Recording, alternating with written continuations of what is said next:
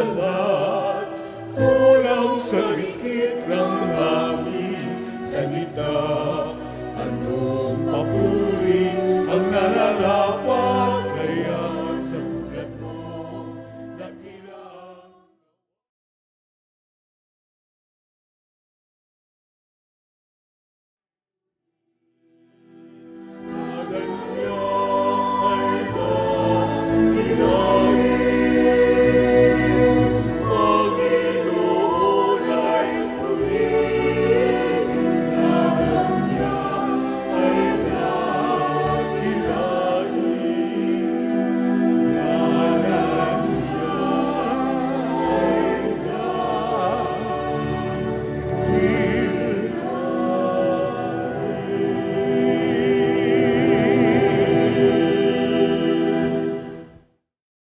Simulan natin ang ating pagdiriwang sa ngalan ng Ama, ng Anak, at ng Espiritu Santo. Amen. Ang pagpapala ng ating Panginoong Jesucristo, ang pag-ibig ng Diyos Ama, at ang pakikipagkaisa ng Espiritu Santo, naway sumainyong lahat. At sumainyo rin. Ngayon ay pinagdiriwang natin ang Prison Awareness Sunday na may temang ang pamayanang koreksyonal, magkakasamang naglalakbay at nagtataguyod ng misyon ng pagmamahal. Idalangin natin na ang panahong ginugugol ng mga bilanggo sa piitan ay magdulot ng bagong buhay na hangad ni Kristo para sa kanila. Naway gampanan ng mga naglilingkod sa piitan ang kanilang tungkulin na may pagdamay at tunay na malasakit sa mga bilanggo. Sa Ebanghelyo, pinaalala na ang pag-ibig sa Diyos at pag-ibig sa kapwa-tao ay iisa. Kung dinadamayan at minamahal natin ang mga nasa piitan, si Jesus na rin ang ating minamahal. Mga kapatid, sa ating pang-araw-araw na buhay, tunay ba nating minamahal ang Diyos ng buong puso, kaluluwa, isip at lakas? Minamahal ba natin ang ating kapwa gaya ng pagmamahal natin sa ating sarili? Tayo ba ang naglalagay ng maraming kondisyon at limitasyon sa ating pagmamahal sa kanila?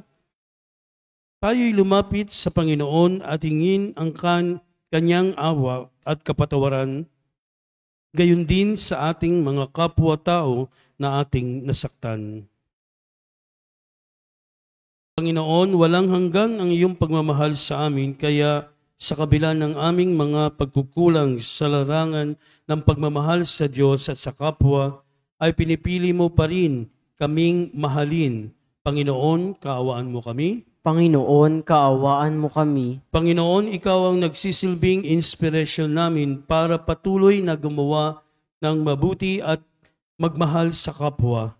Kristo, kaawaan mo kami. Kristo, kaawaan mo kami. Panginoong, ikaw ang aming lakas sa tuwing kami ay pinanghihinaan ng loob sa aming mga misyon at mga pagsubok na kinakaharap.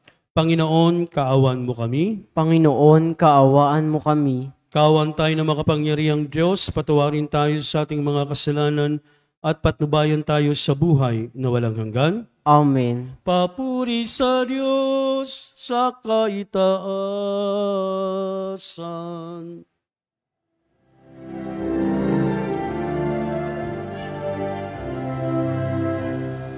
luwalhati sa Diyos sa kaitaasan, kaloob sa lupa ay kapayapaan, pinupuri ka at ipinagdarama.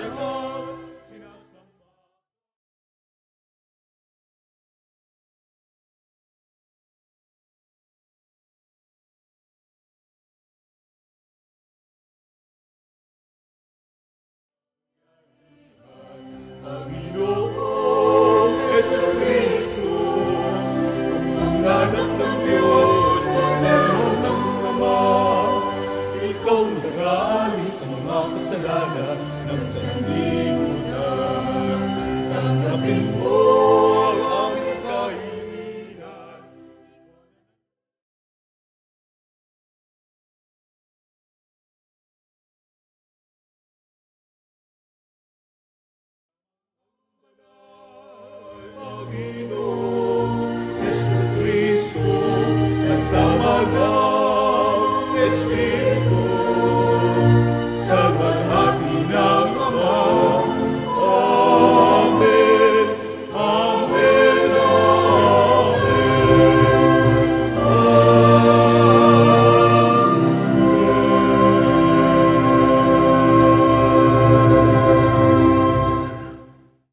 Manalangin tayo. Ama naming makapangyarihan, ang pananampalataya, pag-asa at pag-ibig namin ay iyong dagdagan at gawin mong mahalin namin ang iyong mga kautusan upang sa mga pangako mo kami maging dapat makinabang sa pamamagitan ni Jesucristo kasama ng Espiritu Santo magpaswalang hanggan.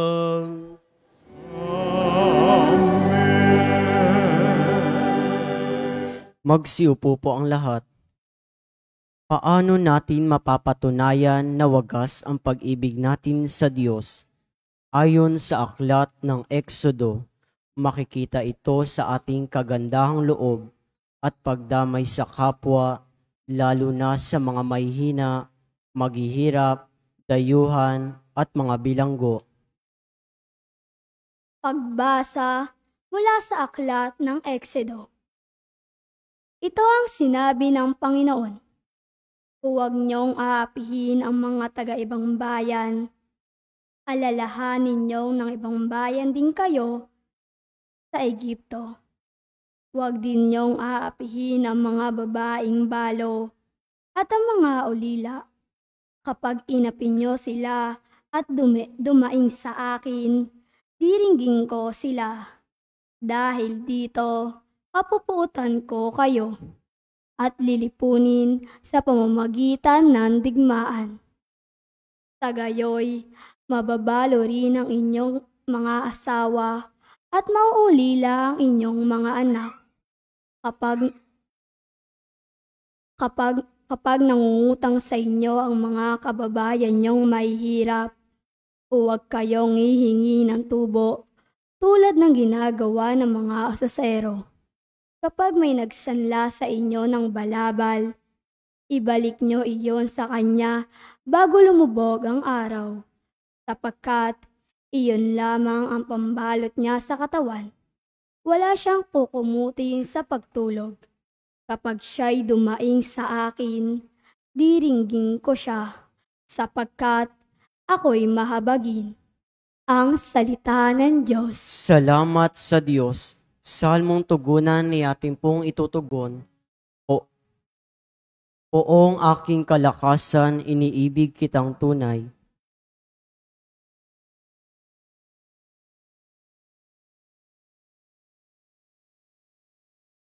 Kalakasan,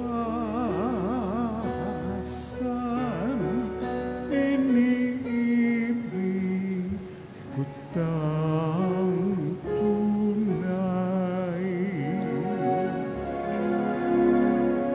Poon aking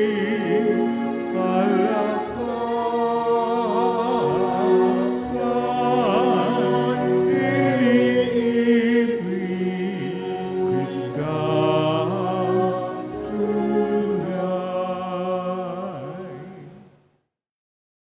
O Panginoon ko, aking kalakasan, minamahal kita ng tunay na tunay.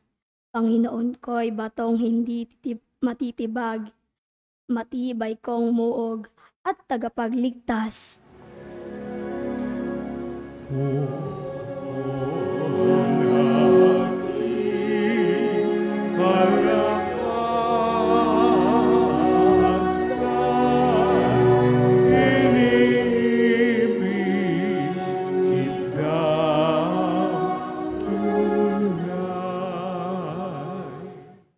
Diyos ko, ang akin ay siyang nag-iingat, tagapagtanggol ko at aking kalasag. Tayo, Panginoon, ako'y tumatawag, sa mga kaaway ko'y iyong iligtas.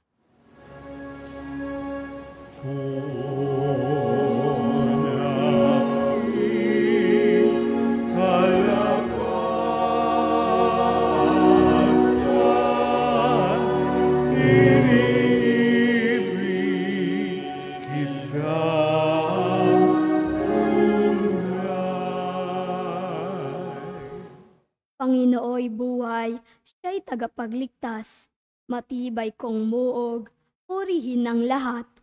Sa piniling hari, dakilang tagumpay, ang kalooban ng Diyos sa kanyang hinirang.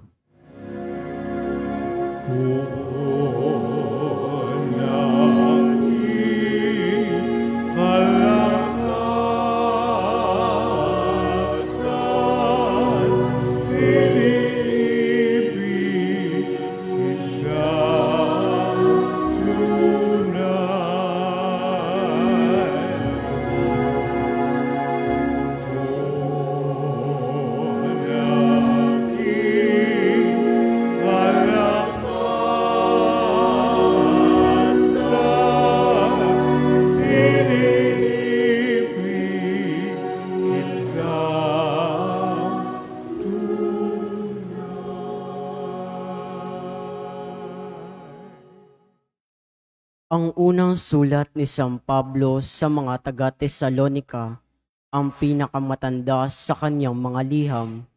Taglay nito ang kagalakan ni San Pablo nang malaman niyang nananatiling tapat ang mga Kristiyano sa Tesalonika. Pagbasa mula sa unang sulat ni Apostol San Pablo sa mga taga-Tesalonika. Mga kapatid, nakita ninyo kung paano kami namuhay sa inyong piling. Ito'y ginawa namin para sa inyong kabutihan. Tinularan ninyo kami at ang Panginoon. Tinanggap ninyo ang mabuting balita.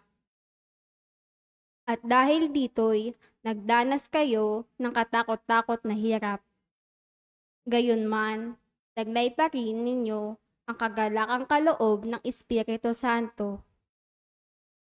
Kaya't naging huwaran kayo ng mga kapatid sa Macedonia at Akaya. Sapagkat hindi lamang ang salita ng Panginoon ang lumaganap sa Macedonia at Akaya sa pamamagitan ninyo. Pati ang balita tungkol sa inyong pananampalataya ay kumalat sa lahat ng dako. Ano pat hindi na kailangang magsalita pa kami tungkol dito. Sila na ang nagbabalita kung paano ninyo kami tinanggap. Sila rin ang nagsabing tinalikdan na ninyo ang pagsamba sa mga Diyos-Diyosan upang maglingkod sa tunay at buhay na Diyos at maghintay sa kanyang anak na si Jesus.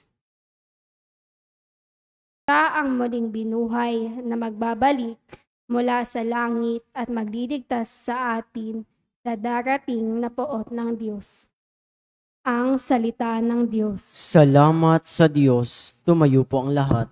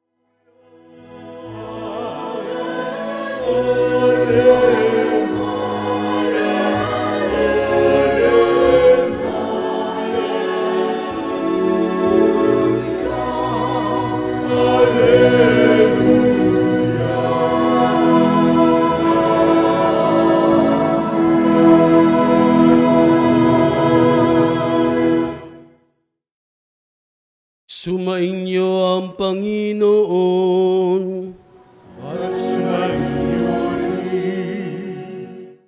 Ang mabuting balita ng Panginoon ayon kay San Mateo. Papuri sa iyo, Panginoon.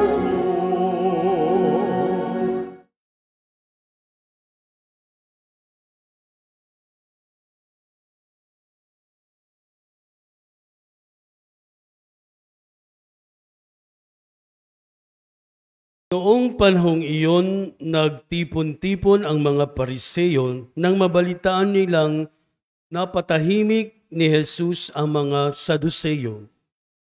At isa sa kanila, isang dalubhasa sa kautusan, ang nagtanong kay Jesus upang subukin ito. Guro, alin po ang pinakamahalagang utos sa kautusan? Sumagot si Jesus, ibigin mo ang Panginoong mong Diyos ng buong puso, ng buong kaluluwa, at ng buong pag-iisip. Ito ang pinakamahalagang utos. Ito naman ang pangalawa. Ibigin mo ang iyong kapwa gaya ng iyong sarili. Sa dalawang utos na ito, nakasalalay ang buong kautusan ni Moises at ang turo ng mga propeta. Ang mabuting balita ng Panginoon. Pinupuri ka namin, Panginoong Jesucristo.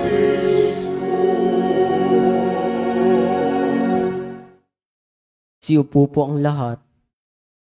Magandang gabi po sa inyong lahat. So, narinig natin ang tungkol sa kautusan. Aral o law or commandment. Tungkol ito sa utos ng Diyos. Alam natin, di ba, na mayroong ilang binigay sa atin, 10 utos, no? Pagkatapos ng si Jesus ay tanungin tulad ng sa ating ebanghelyo, so hindi niya binanggit yung 10, di ba? Yung kautusan ni Moises. 2 na lang ito. Ibigin mo ang Diyos at ibigin mo ang kapwa. So sa tingin nyo, iniba ba ni Jesus ang kautusan? Hindi. Bakit, Father, 10 tapos 2 na lang? Diba? Kung titingnan natin, binuod ni Jesus, kung ano yung mga sa 10 Commandments, mahahati mo yon tungkol sa Diyos, yung pangilin sa araw ng linggo, yung pagmamahal mo sa Diyos, tapos sa kapwa mo. So, mahalaga, no, yung sinabi ni Jesus, yung 2 utos, mahalin mo ang Diyos ng buong puso. So, sino ang question sa'yo sa pagmamahal mo o pagsunod mo ng utos sa Diyos? Diba? Hindi ka pwedeng questionin ng ibang tao, no? Or yung mga nasa simbahan, maaaring hindi ka nakikita sa simbahan kasi obligasyon natin magsimba, no? Kung siguro ang pari ay kilala lahat, o ikaw, hindi ka nagsisimba, bakit ngayon ka lang? So ang daming tanong ang pari.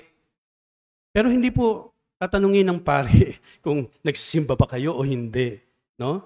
Eh tayo naman pag tinanong, ay daming alibay. So ikaw, no? At ang Diyos lamang, no? Your personal relationship with God. Ikaw ang nakakaalam na iyon, no? No, walang ibang tao unless na sinusundan ka o tinitingnan ka. Ganyan ang ginawa ng mga Pariseo and Saduceo nung panahon ni Jesus. Kung ano yung ginagawa niya, so wala silang makita doon kasi siguro sa pagpapagaling niya, kaninong power or authorization para ikaw ay magpagaling. So yun, question din si Jesus. No? Pero yung kanyang pangangaral, no, doon siya binanatan ng iba, lalo na yung mga dalubhasa, no, sa kautusan. No? So, tingnan natin yung kautusan na mahalin ang ating kapwa. Kasi sa English, love your neighbor. Ano yung neighbor sa Tagalog? Kapitbahay, hindi kapwa. Diba? Hindi kapwa ang neighbor.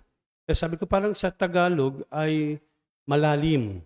Kasi kung kapitbahay mo lang, ang papatawarin mo, o sinabi na, o ibigin mo, ay madali.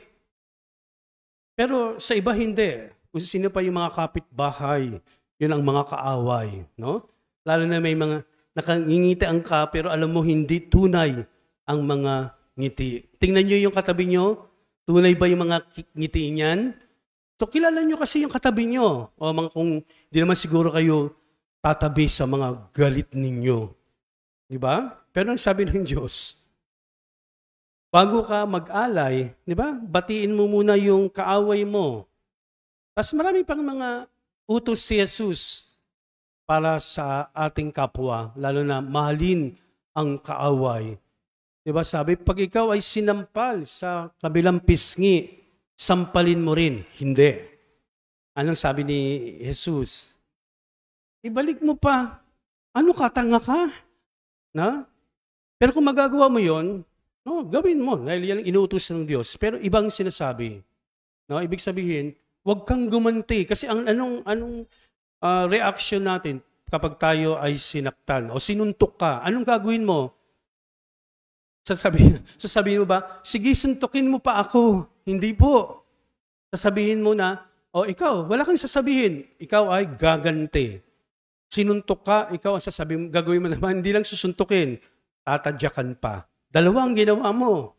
Or sasaksakin mo, masama ang ginagawa mo o gagawin mo. Kaya siguro, may tayong mga kapatid na nasa piitan kasi nangyari sa kanila marahil yung ganon, di ba? Na nainis, nagalit. Kasi kung ikaw ay mapasailalim sa iyong galit, no? Magdidilim ang paningin ninyo. Ngayon, madilim ngayon, hindi yan sinasabi natin. Nalanasan nyo na yung magdilim ang paningin. Hindi yung mga malalabo ang mata, iba yan. Ang magdilim ang paningin, hindi lang your mind, yung eyesight mo, talagang wala ka nang maiisip o wala ka nang makikita, kundi galit kasama ang damdamin. Kaya sa bugso ng damdamin na mga kapatid nating nasa piitan, karamihan doon ay nakapatay, ng lamang ng kapwa, nanapak, or nanaksak, no? Nakapatay, karamihan. No? Gusto nyo bang makapatay dahil sa galit nyo? Ayaw, kasi makukulong kayo. Ay, Father, gusto ko pong doon sa kulungan kasi ang dami pong pagkain. Sigurado ka ba? No? Kung gusto mo, sige po, sasamahan ko kayo sa kulungan. Pero nobody wants to be in jail. That's why, yung mga kapatid natin o kapwa natin na naroroon ay ngayon, sinasariwa natin, pinagdarasal natin sila kasi kailangan din nila ang katarungan o kailangan din nila ang mapalaya.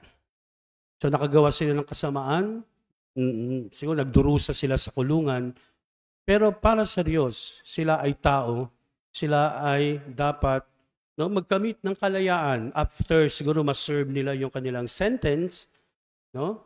Kasi nga, yung sinasabi natin, yung ugat, kanilang galit, nawala sila sa wisyo, so nakagawa sila ng masama, nakapatay, kaya nasa kulungan. Kaya nga, ang sabi ng Diyos, no, o kung maaari, kontrolin natin ang ating galit, sama ng loob. Kasi pag napuno yan di ba? Ang sama ng loob. Anong nangyari, lalo na sa mga may edad, no? Katulad ko. So parang sabi, sinama ko na yung sarili ko, no? Para walang exception. So nagkakasakit sa puso. Hindi lang nahimatay, namamatay. Kasi pinabayaan na lamunin siya ng kanyang galit. Anong gagawin ko, Father, kung nakikita ko yung kaaway ko sa harapan ko, tapos ngumingiti pa? Talagang gusto kong tadyakan at sakalin. No, yung mga iniisip natin, ay hindi yan ang sinasabi ni Jesus. No? Lalo na kung nang siya ay nasa krus, di ba? Na meron sa kanyang umaalipusta. Hindi niya sinabi, walang hiya kayo, tinitingnan niyo lang ako. No? Pero nilibak siya, di ba? One of the person ng katabi niya, kung ikaw ay ang Diyos, iligtas mo ang sarili mo. Di ba? Hindi nila kilala kung sino si Jesus. Yung mga nasa paitan, hindi nila kilala si Jesus. Hindi nila sinunod ang kautusan ni Jesus. No? So, may mga consequences ang mga ginagawa nating action sa buhay natin. Kaya sabi nga, pag-isipan natin ng maraming beses yung mga gagawin nating desisyon sa buhay. Isama natin ang Diyos. Kasi minsan pag nagdidesisyon tayo, wala ang Diyos. Sinasama mo ba ninyo yung Diyos sa inyong desisyon? Lord, tulungan mo ako na anong gagawin ko, anong desisyon. Sometimes yes or no lang, nahihirapan tayo. Pero kapag tayo ang nagdesisyon, kadalasan, alpak. Unless na lang na nabigyan natin yung sa ating sarili na makapag-isip, makapagpahinga, we need rest. Pero hindi yung habang buhay na rest, baka gusto niyo yung ngayon tamang-tama, araw ng mga patay, no? Ang katahimikan nasa sementeryo. Ngayong araw ng patay, ang ingay, no? Kasi maraming tao, no? Ano bang kapayapaan, katahimikan ang hinahanap natin sa buhay? Lahat ng mga hinahanap nating katahimikan, nasa Diyos yan. Kung susundin lang natin ang utos ng Diyos. Pero kung tayo tamad, no? Lalo na kung magsimba paglinggo, ngayon nga, merong anticipated na nga eh. Ay, Father nga, ayun na naman yung lagi kong sinasabi, maglalaba po ako, mamamalansya po ako, magluluto po ako. Kaya nga, nilapit na kahit na sa mall, yung mga misa, di ba? Hindi pa rin nakaka-attend ng mass. Kasi nga, yun, unahin pa ang kainan. Di ba pwede pagtapos ng misa, saka magkainan?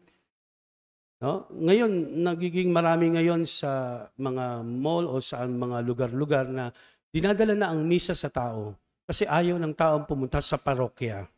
No?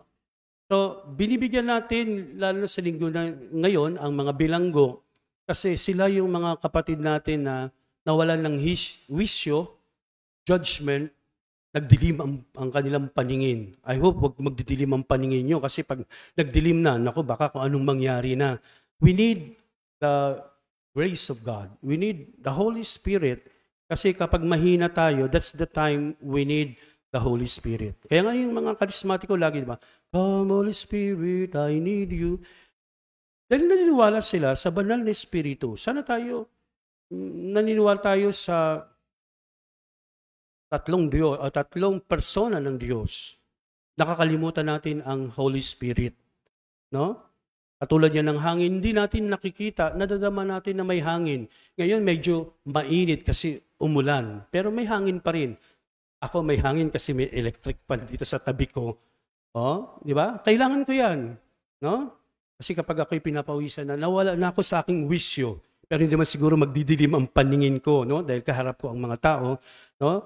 Ang ginagawa ko before Mass, I ask the guidance of the Holy Spirit.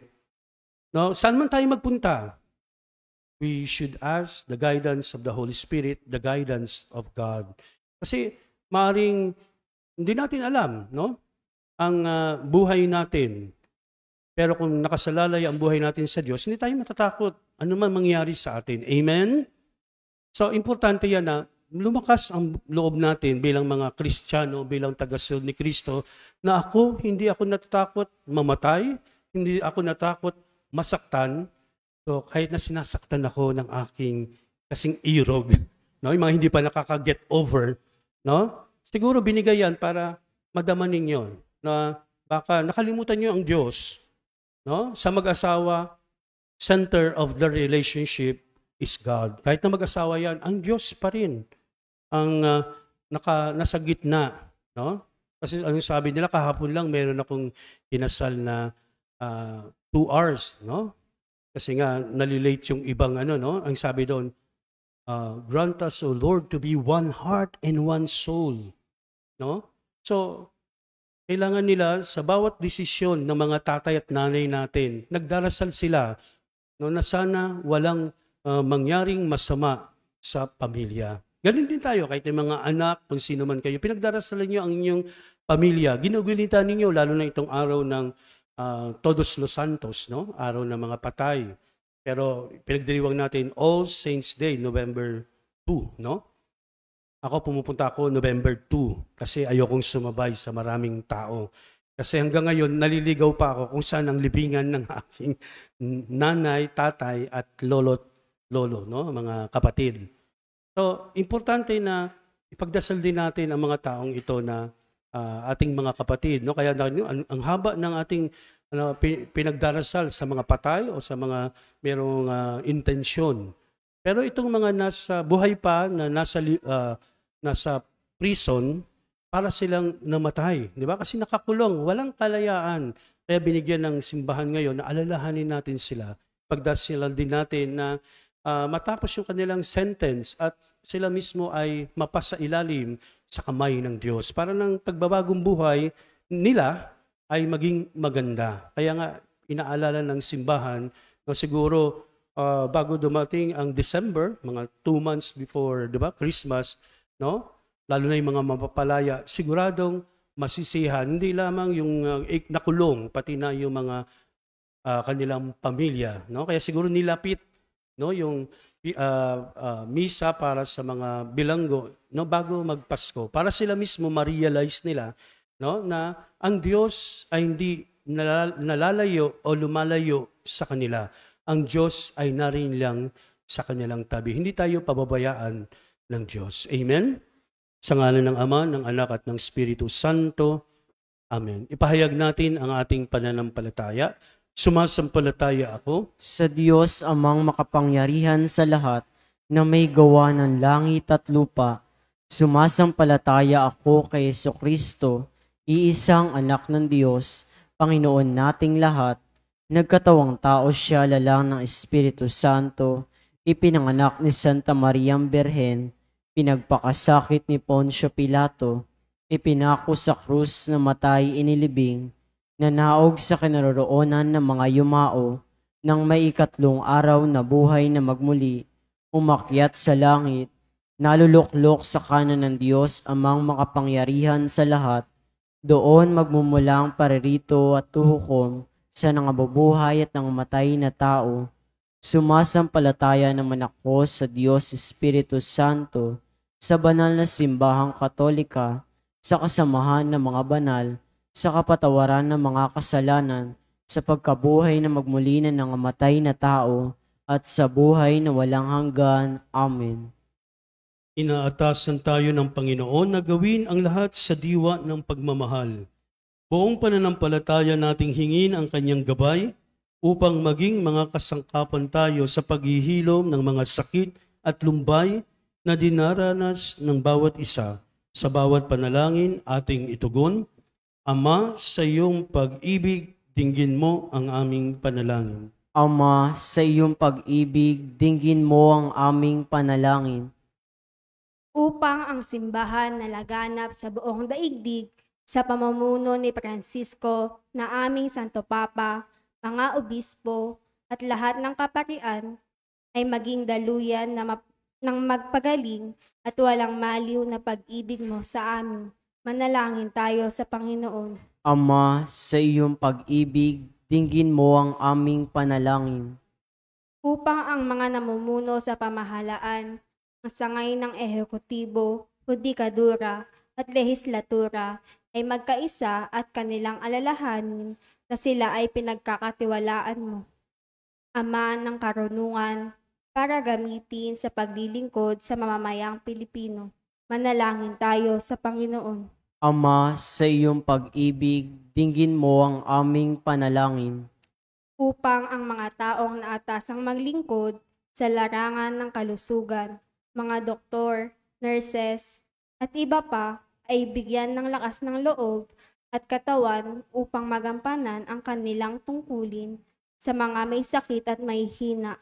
Manalangin tayo sa Panginoon. Ama, sa iyong pag-ibig, dinggin mo ang aming panalangin. Upang ang mga naatasang mga laga sa ating mga kapatid na sa loob ng piitan, ang Bureau of Jail Management and Penology, Bureau of Corrections, at sa lahat ng mga piitan sa aming bansa ay magampanan ang kanilang tungkulin ng may kasamang pagmamahal ayon sa iyong kautusan. Manalangin tayo sa Panginoon. Ama, sa iyong pag-ibig, dinggin mo ang aming panalangin. Upang ang lahat ng Kristiyano ay maging kasangkapan at tumugon sa panawagan mo, O Diyos, sa pagbabahagi ng walang maliw sa pag-ibig mo at mapaghilom ang mga sakit at lumbay na dinaranas ng bawat isa dulot ng iba't ibang karamdamang pisikal at emosyonal na nagpapahirap sa mga tao. Manalangin tayo sa Panginoon. Ama, sa iyong pag-ibig, dinggin mo ang aming panalangin. Sa ilang sandali ng katahimikan, itaas natin sa Diyos ang ating pansariling kahilingan, gayon din ang iba pang mga pangangailangan ng ating pamayanan.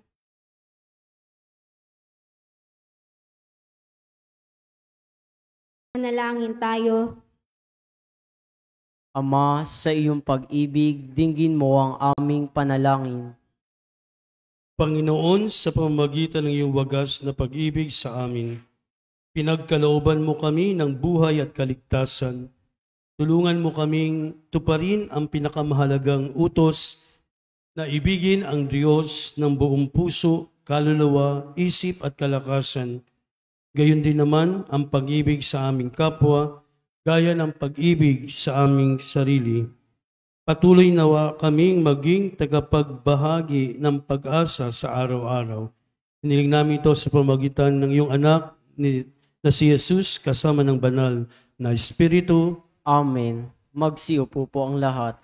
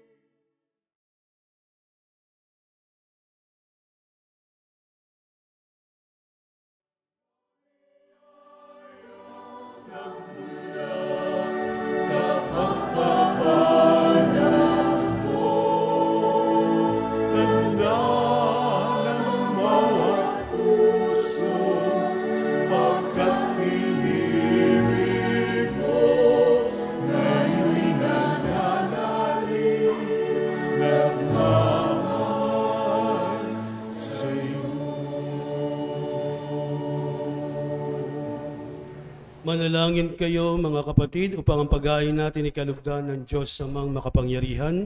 Tanggapin nawa ng Panginoon ito paghahain sa iyong mga kamay, sa kapurihan niya at sa buong sambayanan niyang banal.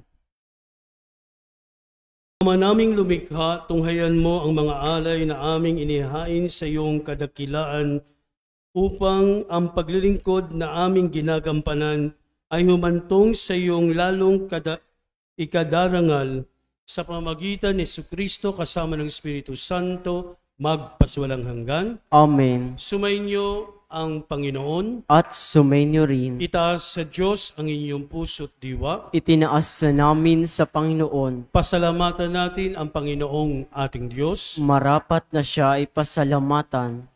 Ama naming makapangyarihan, tunay ngang marapat na ikaw ay aming pasalamatan sa pamagitan ni Jesucristo na aming Panginoon. Lubhang nabagbag ang kanyang loob sa pagkakamali ng tao sa sansinukob, kaya't minabuti niyang siya'y panganak ng berheng bukod mong pinagpala sa babaeng lahat. Sa labi ng imbing kamatayan, kami ay inagaw ng namatay mong anak.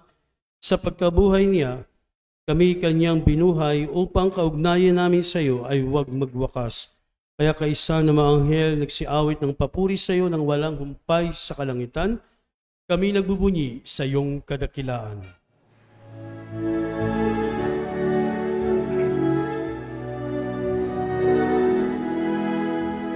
Santo, Santo, Santo, Diyos makapangyarihan, na pupuno ang langit at lupa.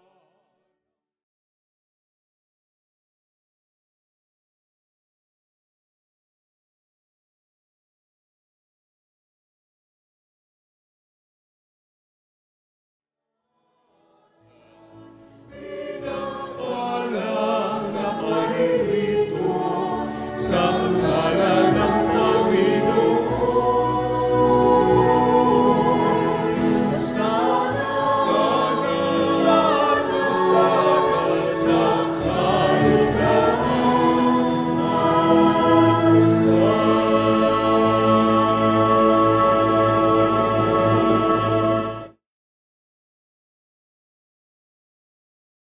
Ama naming banal, ikaw ang bukal ng tanang kabanalan, kaya't sa pamagitan ng iyong Espiritu, gawin mong banal ang mga kaloob na ito upang para sa amin ay maging katawan at dugo ng aming Panginoong Hesukristo.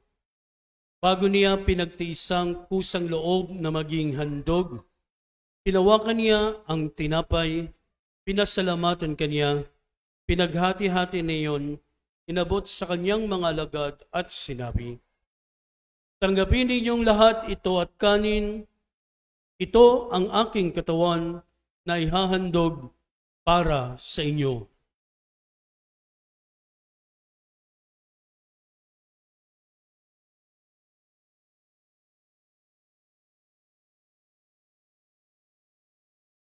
Gayon din naman pagkatapos ng hapunan, hinawakan niya ang kalis, muli kanyang pinasalamatan, inabot niya iyon sa kanyang mga alagad at sinabi, "Tanggapin ninyong lahat ito at inumin, ito ang kalis ng aking dugo, ng bago at walang hanggang tipan, ang aking dugo na ibubuhos para sa inyo at para sa lahat, sa kapagpapatawad ng mga kasalanan. Gawin niyo ito sa pag-alala sa akin."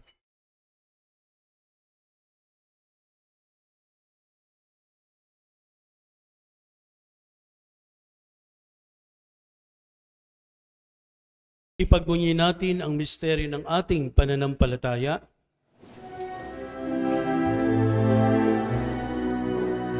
Sa krus mo at pagkabuhay, kami natubos mong tunay. O Jesus, kami mahal, iligtas mo kami tanan. O Jesus, kami mahal,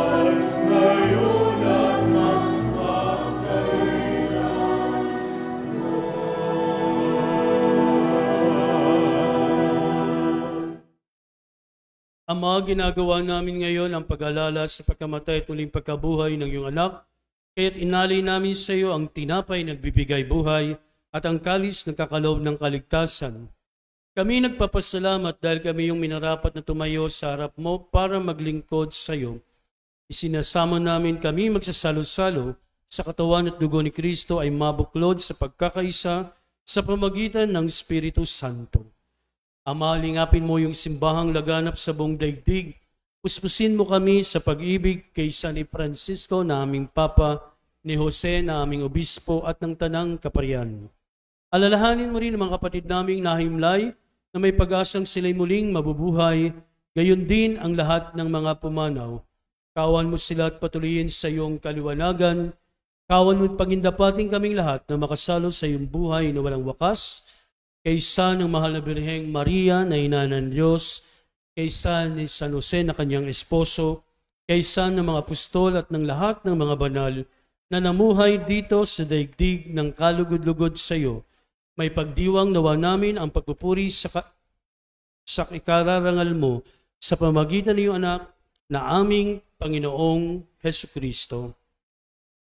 Sa pamamagitan ni Kristo, kasama niya at sa Kanya, ang lahat ng parangal at papuri ay sa iyo, Diyos Amang makapangyarihan, kasama ng Espiritu Santo, magpasawalang hanggan. Amen.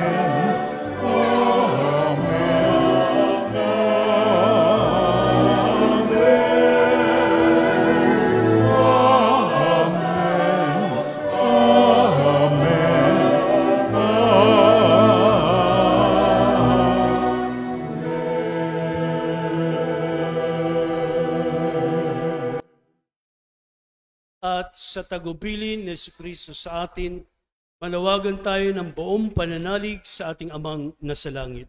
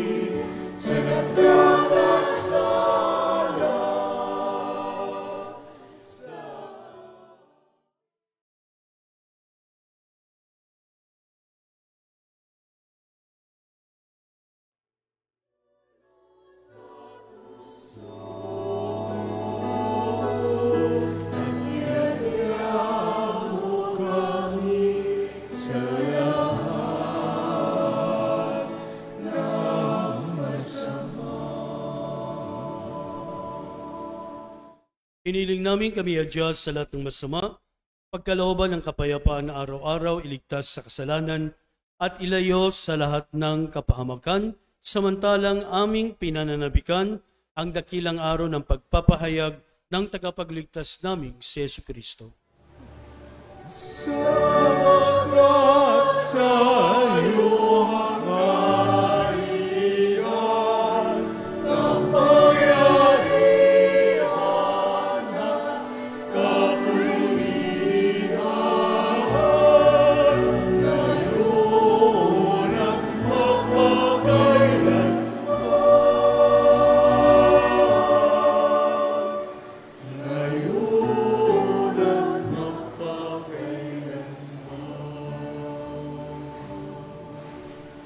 Panginoong Yesukristo, sinabi mo sa iyong mga apostol, kapayapaan ang iniiwan ko sa inyo, ang aking kapayapaan ang ibinibigay ko sa inyo. Tungayan mo ang aming pananampalataya at huwag ang aming mga pagkakasala. Pagkalaban mo kami ng kapayapaan at pagkakaisa ayon sa iyong kalooban, kasama ng Espiritu Santo, magpaswalang hanggan. Amen. Ang kapayapaan ng Panginoon ay laging sumainyo. At sumainyo rin. Ngayon ay magbigayan kayo ng kapayapaan sa isa't isa. Yan. Ngitian nyo yung inyong katabi.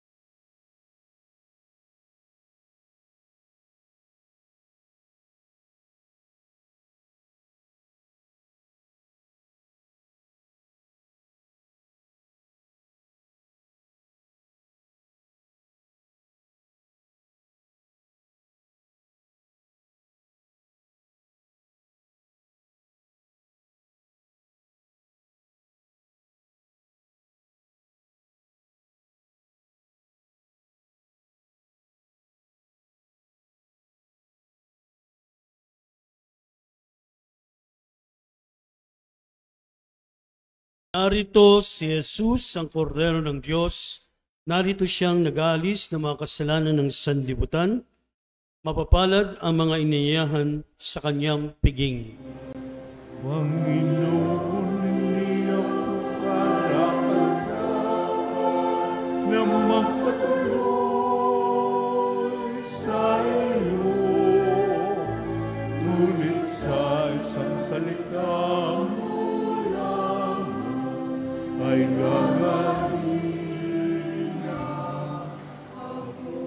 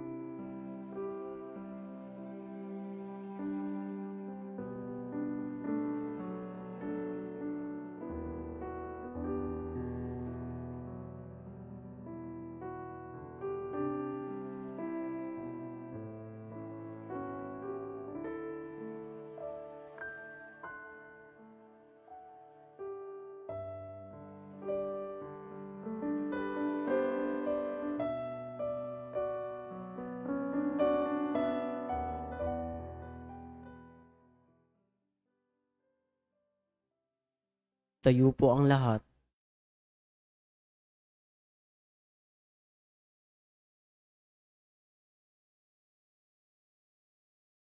Manalangin tayo. Ama naming mapagmahal, maging lubos nawa ang aming pakikinabang sa tinanggap namin sa piging mong banal, upang ang aming ginaganap ng lantaran ay siyang aming makamtang tunay sa pamagitan ni Jesucristo kasama ng Espiritu Santo, magpaswalang hanggan. Amen. Sumainyo ang Panginoon. At sumainyo rin. Ngayon ay magsiyo ko kayo samantalang ginagawad ang pagpapala. Ama naming mapagpala, ipadama mong ikaw ay ang kapiling ng mga bumubuo ng iyong bayan. Pagkalob mo sa amin ang araw-araw, ang aming mga kailangan upang kami ay sumapit sa buhay na para sa amin iyong inilaan sa pamamagitan ni Jesucristo kasama ng Espiritu Santo, magpaswalang hanggan. Amen. At ang pagpapala ng makapangyarihang Diyos Ama, Anak at Espiritu Santo ay manaog nawa at mamalagi sa inyo magpaswalang hanggan. Amen. Sumainyo ang Panginoon. At sumainyo rin. Tapos ng ating misa, humayo kayo at ibahagi ang mabuting balita ng pag-ibig ng Diyos sa inyong kapwa. Salamat sa Diyos. Palakpakan natin ang Panginoon.